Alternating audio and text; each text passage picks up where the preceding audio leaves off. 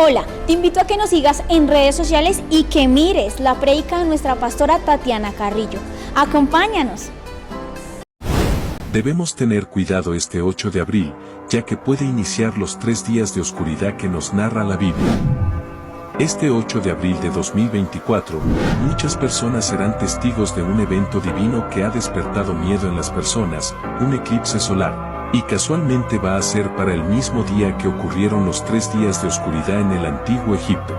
Durante este fenómeno natural, la luna se interpone entre la Tierra y el Sol, dejando la Tierra en total oscuridad. Sin embargo, más allá de su vista maravillosa, este eclipse ha despertado muchas inquietudes y miedos, ya que está asociado a profecías bíblicas. En la Biblia hay profecías que se asocian con fenómenos naturales como este, como una señal de advertencia del pronto regreso de Jesús. En la Biblia en Joel 2:31 nos narra lo siguiente: el sol se convertirá en tinieblas, y la luna en sangre, antes del gran día de Jehová. Para muchas personas, este eclipse despierta antiguas creencias sobre el fin del mundo y el juicio de Dios. ¿Cuántos estuvieron enterados del eclipse que sucedió la semana pasada? ¿Sí? Aquí en Colombia, ¿cómo estuvo el día? Como nublado, como Bogotá, ¿cierto? Bogotá siempre es nublado, entonces como que no lo percibimos. Pero el eclipse se vio hacia el área de Norteamérica, México y Estados Unidos, ¿verdad? Y allá sí, no sé si ustedes vieron los videos, allá sí se opacó totalmente el día. Pero resulta que antes de que ocurriera ese evento, por redes sociales circulaban muchos rumores. Y uno de los rumores que se circulaba era que iban a haber 3 días de completa oscuridad. Entonces algunas personas de estos países, principalmente Estados Unidos, fueron a los supermercados, se abastecieron con pacas de agua, cerraron las puertas, mejor dicho, se prepararon para prácticamente una cuarentena, por así decirlo, pensando en este evento y pensando que este evento iba a traer los 3 días de oscuridad en Egipto. Y me llama mucho la atención porque recientemente estamos experimentando muchos fenómenos naturales y la sociedad pareciera ir en declive. Tenemos gobiernos socialistas que no promueven las verdades bíblicas. Tenemos crisis económicas. En estos días estamos con la noticia de que Irán atacó a Israel, envió misiles. Y la pregunta es, ¿habrá una tercera guerra mundial? ¿Está Cristo pronto a venir? En Bogotá estamos experimentando una sequía. Los que han visto las fotos de los embalses, y no sé si de pronto en su época tal vez, pero para mí es la primera vez que hay un racionamiento de agua como en esta ocasión. Entonces nos estamos enfrentando a un cambio climático de la tierra y muchas otras cuestiones que como iglesia nos hacen temer. Que si el sistema de salud en Colombia se acabará, que si vamos a quedar en pobreza, que si nos vamos a enfrentar a uno u otro gobierno, son esas preguntas que yo quiero que hoy el Espíritu Santo tal vez te ministre a tu corazón. Y lo más importante de esto no es qué significan estos eventos prácticamente, sino lo que Dios quiere decirte a través de estos eventos. Amén. Quiero que me acompañen por favor a 2 de Pedro 3, 1, 2. La segunda epístola del apóstol Pedro, el versículo 1, el capítulo 3, el versículo 1 al 2. Amén. Dice: amados, esta es la segunda carta que os escribo, y en ambas despierto con exhortación vuestro limpio entendimiento, para que tengáis memorias de las palabras que antes han sido dichas por los profetas, los santos profetas, y del mandamiento del Señor y Salvador dado por vuestros apóstoles. Y en este versículo rescato que dice despierto en exhortación. Iglesia, solo la palabra de Dios nos puede despertar. Muchas veces como iglesia, cuerpo de Cristo, no hablando de denominación, estamos dormidos. ¿Y dormidos por qué? El apóstol Pedro lo explica. ¿Por qué debería uno despertarse en exhortación? ¿Por qué? Versículo 3 al 4. Sabiendo primero esto, que en los postreros días vendrán burladores, andando según sus propias concupiscencias y diciendo: ¿dónde está la promesa de su advenimiento? Están diciendo: si estos creen en Cristo y no pasó lo que habían dicho en el eclipse, no hubo tales 3 días de oscuridad, entonces todos están creyendo una mentira. Porque por una persona que arroja una falsa profecía o un falso comentario, entonces ya todos los cristianos prácticamente quedamos en vergüenza. Y la gente de afuera dice: Cristo no va a venir, eso debe ser mentira de ellos, locura de ellos. Y la pregunta que tal vez uno como iglesia puede llegar a hacerse ante esos cuestionamientos es: ¿acaso Cristo tarda? ¿Está tardando? Me gusta porque Apocalipsis 22:12 es cuando el Señor nos dice: he aquí, vengo pronto. ¿Usted lo cree? Dígame si usted lo cree. Él lo dijo, y si Él lo dijo es porque es una verdad para nosotros como iglesia. Pero entonces tenemos que entender cómo interpretar ese pronto, porque los apóstoles también tuvieron que pasar por las mismas circunstancias de nosotros, preguntándose: ¿qué es ese pronto? Cómo a la luz de la palabra podemos entender el Cristo viene pronto. Y le voy a dar 3 puntos importantes para poder interpretar, y que para mí son los puntos que toda la iglesia debería guardar en su corazón y en su mente. Más allá de interpretar las señales, de poner una fecha a la venida de Jesucristo, de decir: sí, es que ya estamos a puertas, pienso que esto es lo más importante para la iglesia. Y lo primero es que Jesús mismo le aclaró a sus discípulos y le aclaró a sus apóstoles que era pronto, pero no inmediatamente. Y eso lo podemos ver en el Evangelio según San Lucas. Por favor, acompáñenme. Evangelio según San Lucas, capítulo 19, versículo 11. ¿Ven? Evangelio según San Lucas 19, 11. Dice: oyendo ellos, ¿quiénes? Los discípulos, los apóstoles, estas cosas, prosiguió Jesús y dijo una parábola por cuanto estaba cerca de Jerusalén. ¿Y qué pensaban ellos? Y ellos pensaban que el reino de Dios se manifestaría inmediatamente. Ellos esperaban que Jesús asumiera el reinado inmediatamente. Pero Jesús, ¿qué les dice? Versículo 12.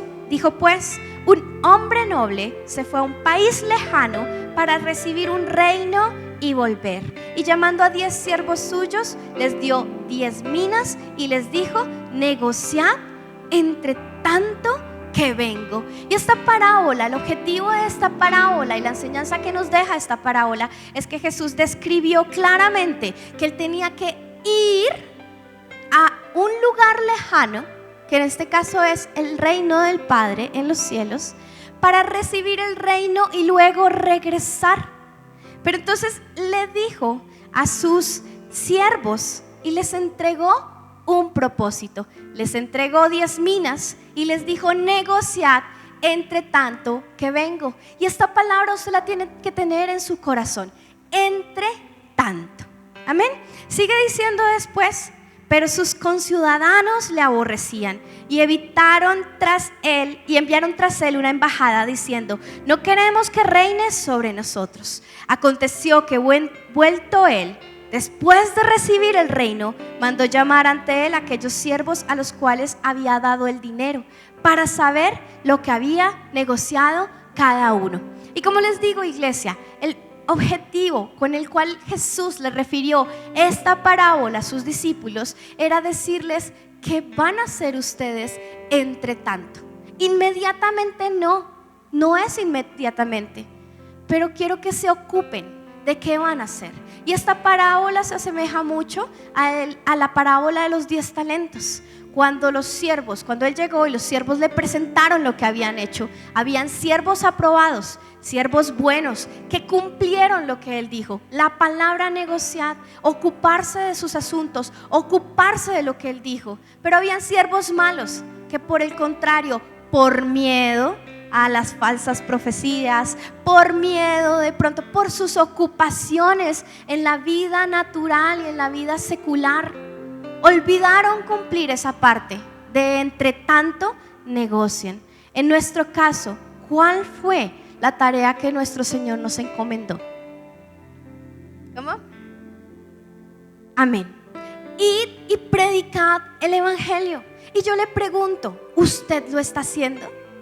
Entre tanto viene Jesús, ¿usted lo está haciendo? ¿A quién le puedo predicar el evangelio? Pues empiece por los de su casa, su familia, ¿verdad? Los más cercanos. ¿A quién más? Sus vecinos. Que no sea usted un mal testimonio en su casa, que de pronto ha agarrado con su esposa, con su esposo, con sus hijos, plato que va, plato que viene, golpe que va, y los vecinos escuchando esas cosas. Por el contrario, sea de buen testimonio, hable con su testimonio a sus vecinos, predíqueles el evangelio, pero viva el evangelio.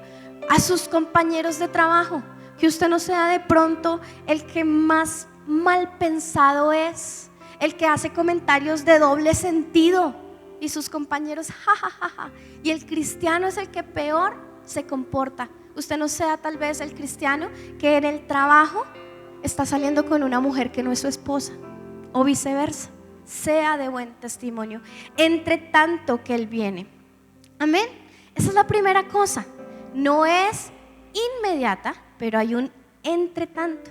Hay una segunda cosa, y Jesús sí dijo que iba a haber una tardanza. Él fue explícito cuando lo habló, y lo habló en la parábola de las vírgenes prudentes y de las vírgenes necias. Dice la palabra de Dios que estaban estas 10 vírgenes, 5 tenían en sus lámparas aceite, tenían comunión, tenían relación con Dios, pero 5 se les olvidó llenar la lámpara. ¿Sabe qué significa eso? Se les olvidó orar, se les olvidó leer la Biblia, se les olvidó congregarse, se les olvidó tener una relación con Dios, y se fueron apagando sus lámparas. Inmediatamente nos llegó el novio.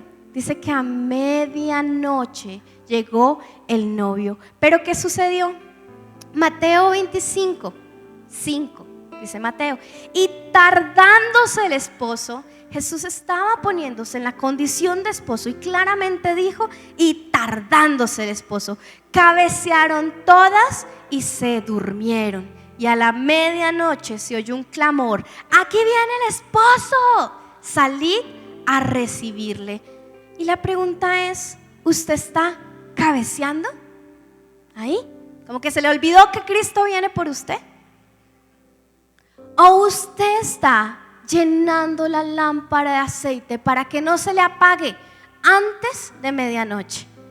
Recuerde, Jesús viene como un ladrón en la noche. Nadie sabe ni el día ni la hora. Y puede ser que tal vez esta generación no lo veamos porque desconocemos los tiempos. Pero si usted no está listo para la venida de Cristo, entonces también tiene que estar listo para la muerte, porque son 2 fechas que usted no sabe cuándo van a llegar. Usted no sabe ni cuándo Cristo viene, pero tampoco sabe cuándo muere. Y usted puede en este momento salir a la calle, y Dios lo guarde en el nombre de Jesús. Oramos y reprendemos toda maquinación del enemigo, pero la verdad solo Dios sabe qué puede pasar afuera. Hay personas que se acuestan y no despiertan más. Hay personas que en un momento están conduciendo un vehículo y ni siquiera es culpa de ellos, sino es imprudencia de otras personas. Por ejemplo, en estos días hubo una noticia de que un hombre salió a disparar, y en medio de ese encuentro entre policía y el hombre había una ruta escolar. No sé si usted la escuchó. ¡Qué miedo! Una bala perdida. No sabemos cuándo usted va a morir. Por eso usted no puede ser como las vírgenes insensatas, sino que tiene que tener su lámpara llena de aceite. No se preocupe si el eclipse va a apagar el sol 3 días. No se preocupe si nos vamos a quedar sin agua. No se preocupe de qué va a vivir mañana, qué va a comer mañana. No se preocupe de lo que vaya a pasar. Tenga su confianza puesta en Dios y preocúpese de que si Él viene, usted se muere, se va con Él. Yo estoy segura que Dios, si Dios te amó tanto para dar a su Hijo unigénito, a Jesucristo, para que muriera por ti, no va a permitir que tú estés destruido y mal. Dios no lo va a permitir porque Él te ama. Y si hay un mal gobierno, los hijos de Dios vamos a ver el favor de Dios. Amén. Un fuerte aplauso.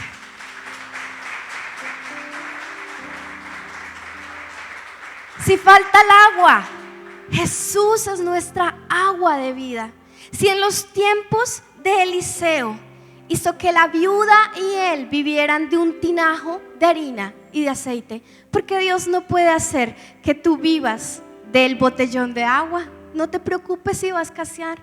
Porque Dios no puede hacer que tú saques de la nevera y haya alimento en tu casa. Dios es sobrenatural, iglesia. No le restes eso. Y cuando más hay persecución, cuando más hay todas estas malas noticias, es donde la iglesia se aviva y empieza a hacer la labor que Jesús nos encomendó: predicar. Hoy yo quiero que tú salgas con un reto. Vas a decirle a una persona en la calle, en tu trabajo o en tu familia, ese es el reto, y le vas a decir: prepárate, Cristo viene pronto. Amén. ¿Cuánto lo vamos a hacer? Entonces, ¿cómo podemos ver esa tardanza? Porque Él dijo que tardaría. Y quiero que usted me acompañe a 2 de Pedro, el capítulo 3, el versículo 8. 2 de Pedro 3, 8. Mas, oh amados, este fue el capítulo con el que iniciamos. Mas, oh amados, no ignoréis esto, que para con el Señor un día es como 1000 años y 1000 años como un día. Dios no tiene tu percepción del tiempo. Humanamente nosotros decimos: tardó, se demoró. Pero cuando tú escuchas la historia de Lázaro, el reclamo de Marta, ¿cuál fue? Señor, llegaste tarde. Pero ambos sabemos que con eso Jesús trajo resurrección. Él nunca va a llegar tarde, llega a tiempo, porque Él es el principio y el fin, el alfa, el omega, eterno. Él sabe lo que va a suceder y sabe lo que sucedió. Y Él sabe este presente. Así que tú no tienes que cuestionar que es pronto. No, iglesia, preocúpate porque Dios conoce mejor los tiempos que tú. Y sigue diciendo el apóstol Pablo: el Señor no retarda su promesa. Qué lindo esta frase. ¿Cómo le respondemos a los que están allá afuera diciendo: Jesús no va a venir, los cristianos son mentirosos, son lunáticos, son locos? Dice: según algunos las tienen por tardanza, sino que Él es paciente. Si alguien le dice: ay, es que eso es mentira porque no ha pasado, entonces usted diga: dele gloria a Dios porque es tan paciente que Él no quiere que usted se pierda. Él está esperando que usted se convierta para venir. Dígame. Sino que es paciente para con nosotros, no queriendo que ninguno perezca, sino que todos procedan al arrepentimiento. Por eso una de las señales que Jesús instituyó fue predicar el evangelio, porque Él no quiere que la humanidad sea condenada y lanzada al lago de fuego, sino por el contrario, Él quiere que en su morada celestial esté esa humanidad que Él creó y la misma humanidad por la que Él murió. Por eso su tardanza es amor. Su tardanza es paciencia. Su tardanza también representa esa humillación de que siendo Dios, pudiendo juzgarnos, Él no quiere hacerlo. Él nos ama profundamente. ¿Y cuál es el consejo? ¿Cuál es el consejo de esta segunda enseñanza de la tardanza? Mateo 25:13. Yo le pregunto, ¿a usted le gusta velar? Hay una vigilia, vamos a hacer una vigilia el 30 de este mes para amanecer el 1. Si no estoy mal, el 30 es un martes y el 1 de mayo, el Día del Trabajador, que es festivo, es un miércoles. Si a usted le gusta velar, lo invito, venga a esta vigilia.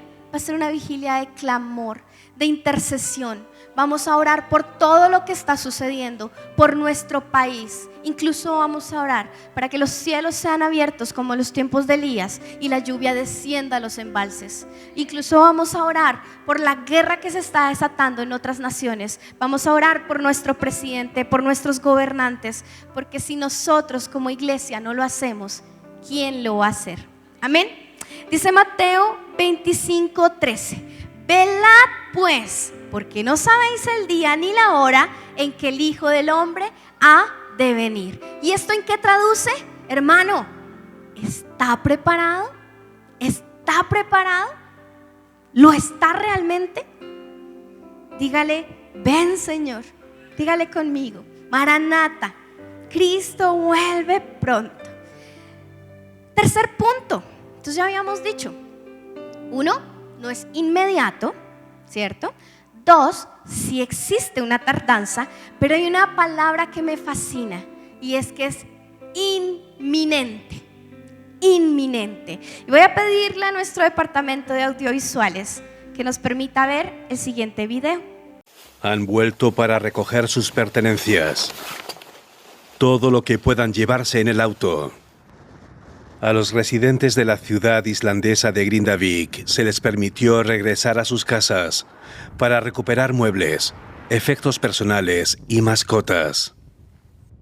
Quiero salvar cosas de mi casa que significan mucho para mí, como los recuerdos de mis padres. Siento que he liberado un poco de tensión, porque he podido venir a mi casa por primera vez desde el viernes. Estoy muy afectado. Así es como me siento. La ciudad ha experimentado cientos de terremotos los últimos días por el movimiento de magma bajo la corteza terrestre. Esto ha causado enormes grietas en carreteras y edificios, lo que podría ser el preludio de una erupción volcánica. Las autoridades restringieron el acceso a la zona y ordenaron la evacuación obligatoria.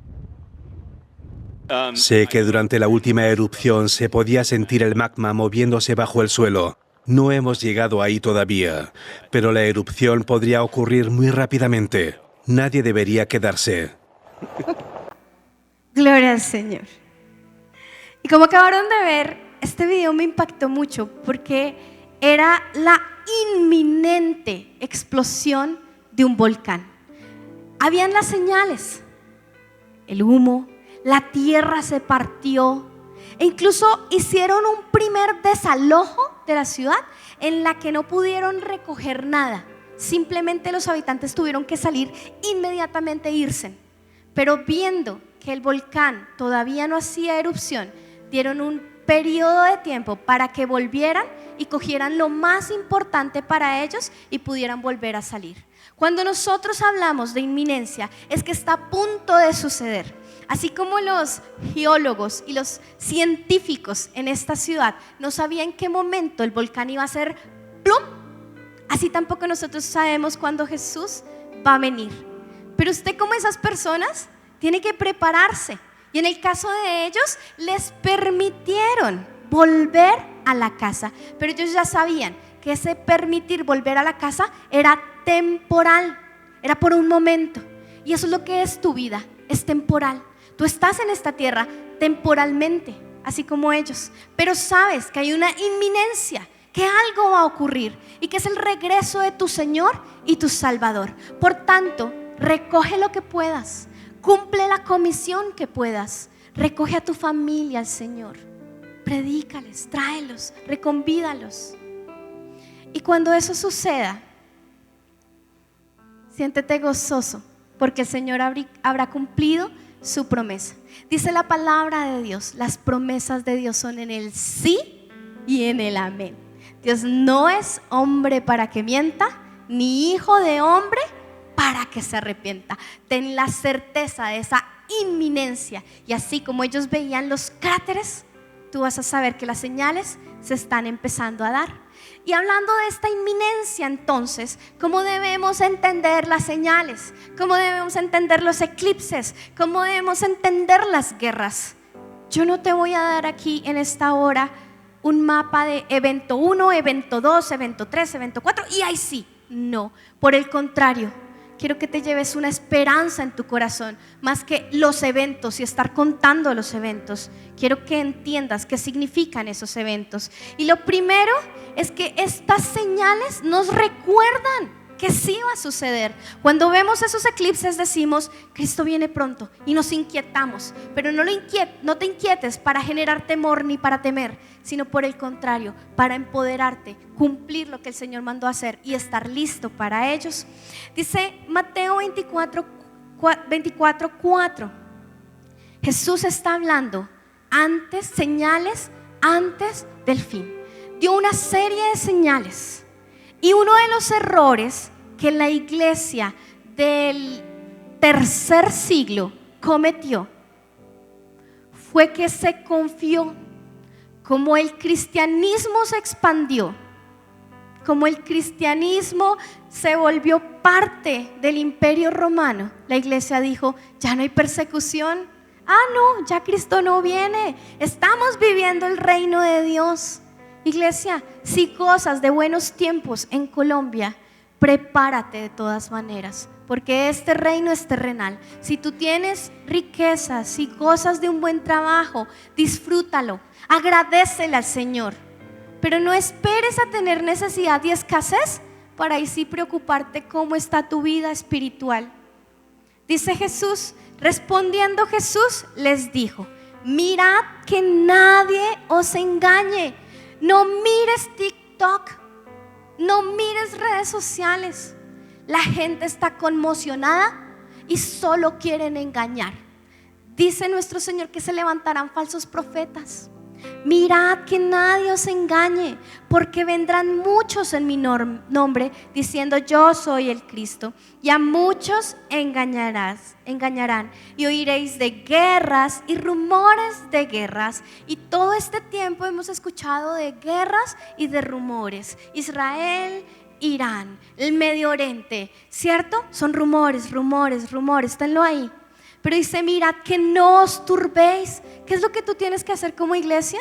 No te turbes, deposita tu confianza en Dios. Tú crees que Él te ama, pues Él te va a cuidar. Y sigue diciendo, mira, porque es necesario que todo esto acontezca. Es necesario el racionamiento de agua, es necesario los eclipses, es necesario todo lo que está pasando, pero aún no es el fin. ¿Hay más?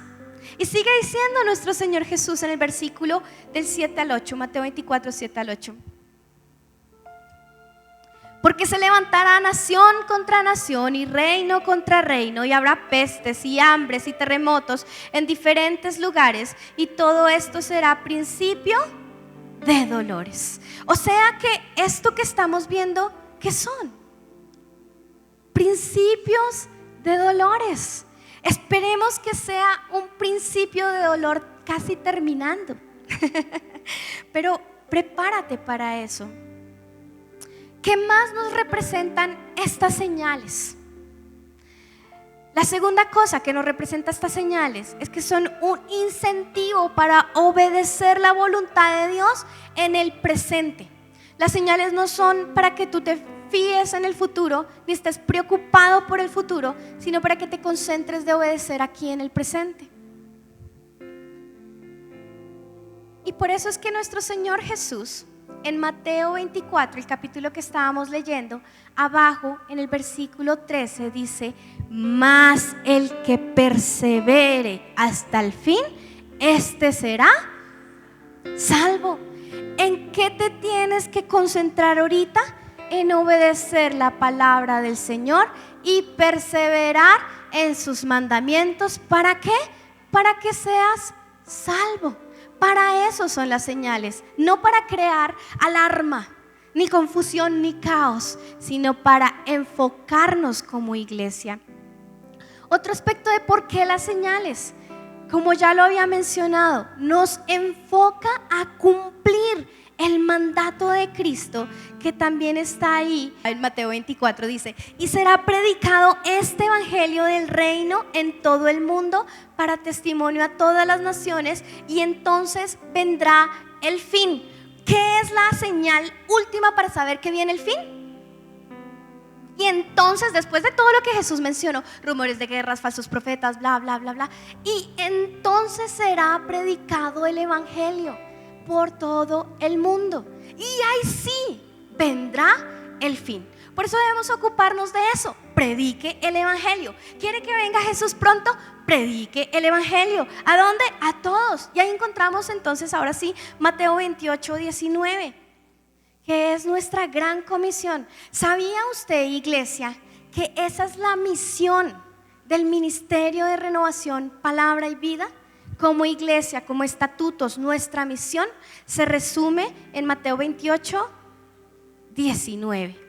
Por tanto, id y haced discípulos a todas las naciones, bautizándolos en el nombre del Padre, del Hijo y del Espíritu Santo. Y sigue diciendo este 20 que me encanta: enseñándoles que guarden todas las cosas que yo he mandado.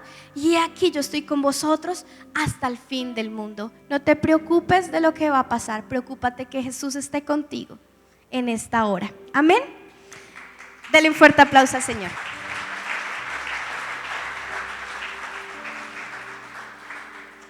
Y terminamos con esto, iglesia. Y yo quiero hacerte una pregunta. Por un momento tómate un tiempo. ¿Estás listo? Si Jesús viniera en este momento así, ¡pa! ¿Estás listo? ¿O tienes asuntos pendientes? ¿O has sido un mal siervo que no has hecho caso? ¿O te has dedicado a amar esta vida, a tener riquezas, a viajar y a comer bien? No es un pecado. Dice la Biblia que es don de Dios vestir bien y comer bien, pero no es lo más importante en esta vida. No es el propósito de tu vida. El propósito de tu vida, ¿cuál es? Id y haced discípulos. Pero ¿cómo vamos a ser discípulos si tampoco estamos capacitados? ¿Cómo vamos a ser discípulos si no leemos la Biblia? Si ni siquiera sabemos dónde queda el profeta Ageo. ¿Cómo hacemos discípulos si tampoco oramos para que el Señor toque sus corazones? Hay corazones endurecidos y de piedra, y en muchas de nuestras familias están así, duros, cerrados. Pero nosotros deseamos que ellos sean salvos. ¿Cómo van a ser salvos? Intercede por ellos. Así que prepárate, porque tú no estás en este mundo para hacer riquezas o disfrutar de este mundo. Tú estás aquí para ser discípulos y para obedecer, enseñándoles que guarden todas estas cosas. ¿Cómo lo hacemos, Señor? ¿Cómo podemos hacerlo? Y quiero terminar con esto. Romanos 15, 13.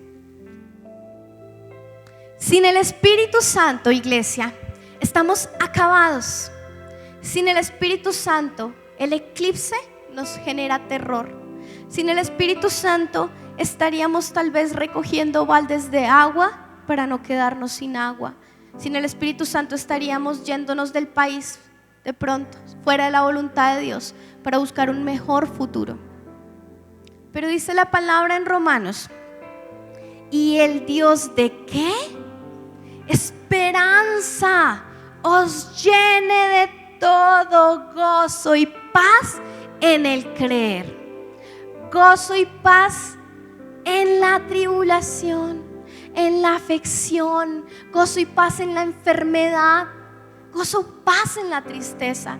Jesús no te prometió una vida fácil y sencilla. Jesús te dijo: en el mundo tendréis aflicción, pero que confiad, yo he vencido al mundo. Tengan esperanza. Y me gusta que dice: para que abundéis, no poquita esperanza. Cuando usted vengan personas diciéndole esto se fue pa'l piso, usted tenga la esperanza de decirle: tranquilo, te presento el mejor camino que tú puedas conocer. Te presento la esperanza que tiene nombre propio. Te presento la paz y el gozo. Y dice, ¿por quién? ¿Por quién abundamos en esperanza? Por el poder del Espíritu Santo. Él es quien produce esa esperanza. Él es las arras de salvación. Jesús no fue, ¿cómo decirlo? Jesús no se fue sin dejarnos al Consolador, porque sabía que sin el Consolador íbamos a dudar de su venida y nos íbamos a ir a botes, perdón la expresión. Pero entonces Él nos deja a su Espíritu Santo. ¿Para qué? Para que podamos seguir creyendo, para que aguardemos la bendita promesa de su palabra, para que estemos llenos de gozo y de paz, y para que estemos esperanzados, como este mensaje se llama. Si todavía hay cosas que tú estás luchando, trabajando, ten esperanza, pero agárrate del Espíritu Santo. Dice la palabra, fortaleceos en el Señor y en el poder de su fuerza. Fortalécete en el Espíritu, orando en todo tiempo en el Espíritu. Amén. Yo le invito a que usted se ponga de pie, por favor, en esta mañana. Quiero invitar a Delio y a Claudia y que cantemos esa corta estrofa de No temeré. Hoy le vamos a decir, Señor, quiero salir lleno de esperanza, pero preparado, Señor, para tu pronta venida. Y quiero cumplir lo que tú me has encomendado en esta vida. Y ahí donde usted está, cierre sus ojos, entregue los miedos, las cargas, todos los rumores de esas señales, y enfócate en lo que realmente importa. No temeré, no temeré. En la noche oscura no temeré. Y en el valle de la sombra y de la muerte, a mi lado tú estarás. Diga, no temeré, no temeré, no temeré. En la noche oscura no temeré. Y en el valle de la sombra